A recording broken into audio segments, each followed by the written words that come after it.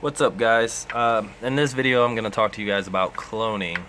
So there's a lot of stuff out there about cloning, and most of it seems to tell you need to use some kind of product, whether it's like root riot or some kind of rooting gel or cloning powder, whatever. They got all this stuff out there, and I'm here to tell you that that's not necessarily true.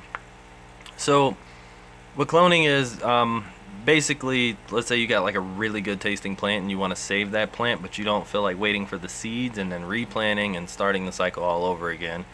What you do in cloning is you trim off a part of that plant, and then you essentially turn it into exactly what it sounds like, a clone. Now, what I mean is, I'm going to show you guys a couple examples here. I've cloned this basil a few times just practicing around with it. I've also cloned some tomato plants. The hybrid 100 I got is actually all clones. There was 3 at one point in time. Now I got it down to 1. Yeah. So I'll show you what that looks like. Right now I'm actually working on a few different clones. And this one in here is a tomato plant. Just cut off a branch, stuck it in an aeroponics tank, and as you can see now it's got roots coming out of it. So it works in aeroponics, it works in hydroponics, deep water, and nutrient film technique. Now up here, this is one of the basil plants I was telling you about. So just took a cutting off the basil plant and there you go, roots started coming out. No special chemicals or powders or anything like that. All I did was just dropped it into the tanks. Same thing, like I said, with deep water culture. It's really simple to do. I'm not actually sure why so many people suggest using gels and things of that nature. You don't have to at all. Yeah, here. This basil also cloned. This basil also cloned.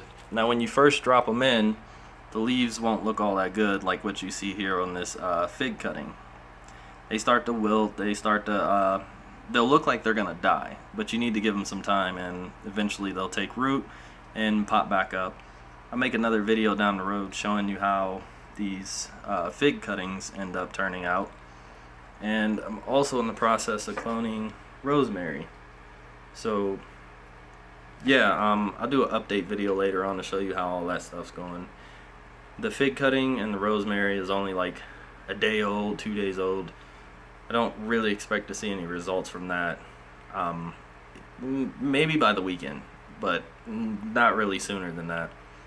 So yeah, just wanted to make a video to let you guys know anybody can clone. It's easy.